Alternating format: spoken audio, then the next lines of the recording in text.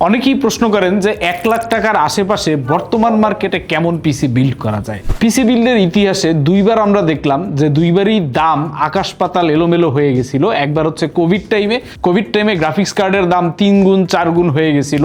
APU গুলা 5600G 5700G এগুলোর দামও হয়ে গেছিল দ্বিগুণ 3 গুণ। আবার সেই একই সময়টা ঠিক একইভাবে না ফিরলেও ফিরে এসেছে এআই এর মোড়কে। এআই আপনাদের জীবনকে অনেক সহজ করে দিবে এটা বললেও এআই এই মুহূর্তে পিসি বিল্ডারদের জীবন কঠিন করে তুলেছে। দাম এত বেশি কারণ 1 লাখ টাকায় খুব আরামে DDR5 বিল্ড আমরা গত বছর করেছি, এই বছর করতে হচ্ছে DDR4 বিল্ড। আপনাদের সাথে আছে আমি অরুণ, আপনারা দেখছেন পিসি হেল্পলাইন বাংলাদেশ। পিসিবি স্টোরে আমরা জিজ্ঞেস করেছিলাম যে সিপিইউ হিসেবে 1 লাখ টাকায় আসলে কি নেওয়া উচিত।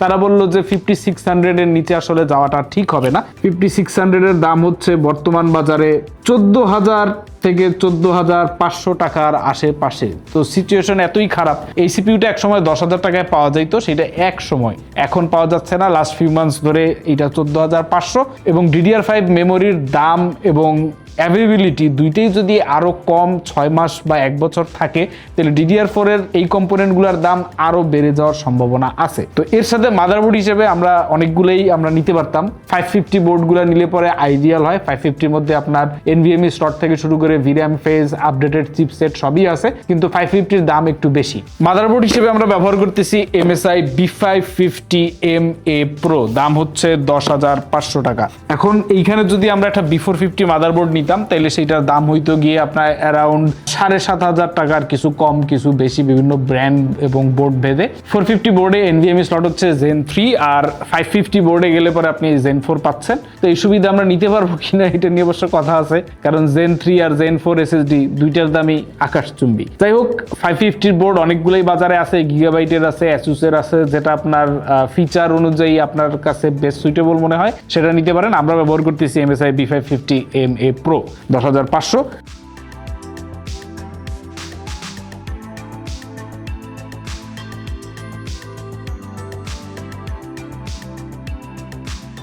তো এরপরে হচ্ছে আমাদের প্রাইমারি সিস্টেম ড্রাইভ হিসেবে আসলে কি বলবো, কিছু বলার নেই।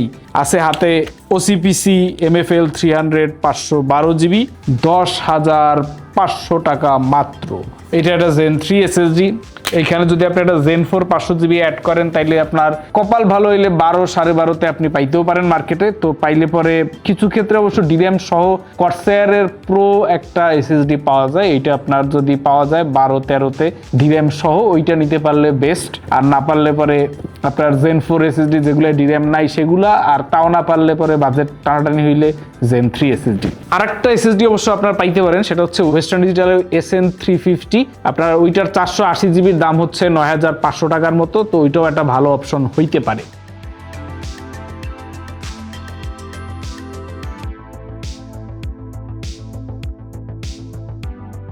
তো এরপরে হচ্ছে র্যাম হিসেবে যেহেতু এইটা একটা DDR4 সিস্টেম AMD, এখানে আমরা ডুয়াল চ্যানেল মেমোরি ব্যবহার করার চেষ্টা করব। আমাদের হাতে আছে OCPC-র 2টা র্যাম, OCPC এক্সট্রিম সিরিজের দুইটাই হোয়াইট র্যাম 3200 বাসের CL16। এই র্যামগুলোর দাম হচ্ছে 7,700 টাকা করে। 2টা র্যামে হচ্ছে 15,400 টাকা মাত্র।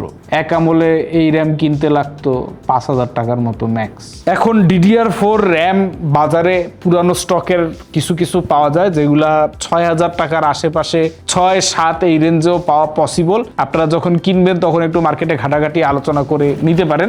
কিন্তু বড় যে স্টোরগুলো আছে সেই সব স্টোরে অবশ্য দাম নিয়ে খুব বেশি ছাড় পাওয়ার সম্ভাবনা কম। অপেক্ষিত ছোট দোকানে গেলে আপনি এটা পাইতে পারেন। তবে যদি পিস অফ মাইন্ডে পারচেস করতে চান তাইলে অবশ্য এই র্যামের প্রাইস হাইকের যে বাসটা আছে এটা চুপচাপ হজম করা ছাড়া তেমন কোনো উপায় নেই।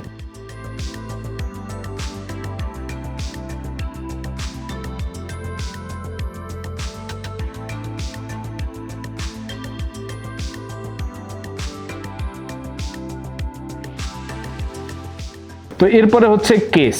আমরা খুব দামি কেস নেওয়ার সুযোগ পাচ্ছি না, আমাদেরকে নিতে হবে এই কেসটা বা এই টাইপের অন্য কোনো কেস। ফার্স্ট প্লেয়ার H2, এইটার সামনের পুরাটাই মেশ।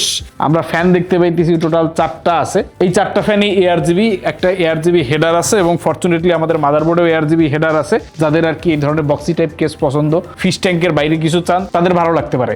এই কেসটার দাম হচ্ছে বর্তমানে 3,300 টাকা।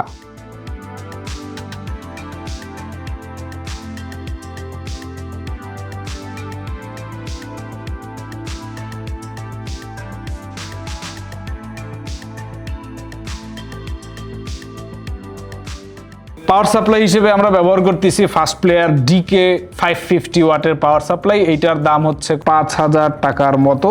এখন এই প্রাইস রেঞ্জে আপনি যদি আরেকটু বেটার ব্র্যান্ড চান তাহলে কর্সায়ার CX550 নিতে পারেন। তবে বাজেট টানাটানি থাকলে ফার্স্ট প্লেয়ারের এটাও খারাপ না, আপনার স্পেশালি ওয়ারেন্টি সাপোর্টটা খুব সলিড, 1-to-1 রিপ্লেসমেন্ট পাওয়া যায়।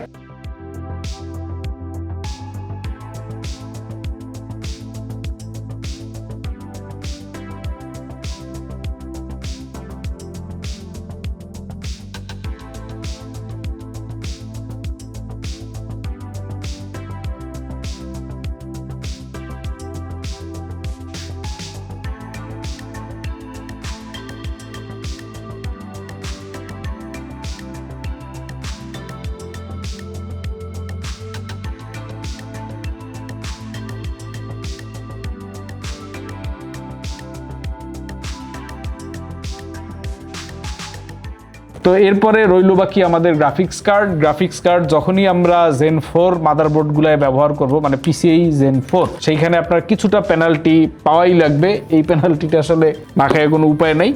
এখন বাজারে আপনার এনভিডিয়া কার্ড যদি আপনি কিনতে চান 50,000 টাকার আশেপাশে, তাইলে আপনার হাতে অপশন আছে দুই ক্যাটাগরির কার্ড কেনা। একটা হচ্ছে premium brands like Asus, MSI, Gigabyte, সবগুলোর দামই এখন 50 থেকে 50+ হয়ে গেছে। আর একটু লেসার নোন ব্র্যান্ডস মানলি, তারপরে জোটাক, এই কার্ডগুলো হয়তো আপনি কিনতে পারবেন কালারফুল মেবি 45, 46, 47-এ। আমাদের কাছে আছে PNY এর অফিসিয়াল একটা কার্ড।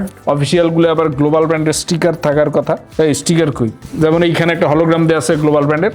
তো অফিসিয়াল আনঅফিসিয়ালে খুব বেশি তফাৎ নাই, কার্ড একই, জাস্ট ওয়ারেন্টিতে গেলে পরে একটু প্যারা হইলেও হইতে পারে এই আর কি। তো PNY এর যে কার্ডটা আমরা ইউজ করতেছি, তো PNY এর 5060 যে কার্ডটা আমরা ব্যবহার করতেছি এটা হচ্ছে OC এডিশন। এটার দাম হচ্ছে 48,500 টাকা। এখন PNY যদিও আসলে অনেক পুরান ব্র্যান্ড, এনভিডিয়ার একদম পুরান যে AIB পার্টনার আছে তার মধ্যে অন্যতম, এবং এনভিডিয়ার যত হাই এন্ড গ্রাফিক্স কার্ডগুলো আছে RTX Pro সিরিজের কার্ড, সেগুলো কিন্তু PNY বানায়। কিন্তু PNY for somewhat reason marketing সব কিছুর দিক থেকে ইভেন বাংলাদেশেও আপনার কার্ডটাকে আসলে ওই Asus, MSI, Gigabyte কাতারে রাখা হয় না। তবে যদি RTX Pro সিরিজের কথা চিন্তা করি তাহলে PNY ওই দিক থেকে আসলে বাকি প্রত্যেকটা বোর্ড পার্টনারের থেকেই আগায় আছে, কারণ সবচেয়ে কমপ্লেক্স এবং সবচেয়ে হাই এন্ড ইঞ্জিনিয়ার্ড কার্ডগুলো তারা বানায়।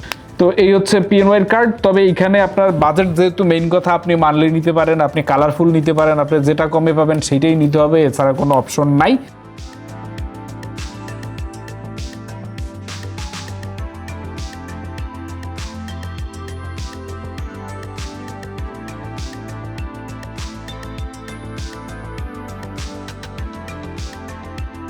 আমাদের টোটাল বিল্ডের কস্টিং গিয়ে দাঁড়ালো 1,06,000-এর মতো। এখন এইখানে কিছু কম্পোনেন্ট এদিক সেদিক করে বাজেট কিছুটা কমানো যাইতে পারে, তবে 1 লাখে আনা খুবই কঠিন বলতে গেলে। তো আমাদের টোটাল বিল্ডের খরচ গেল 1,07,700 টাকার মতো। এখন এইটাকে কিছু কম্পোনেন্ট এদিক সেদিক করে 1 লাখের কাছাকাছি করা যাইতে পারে।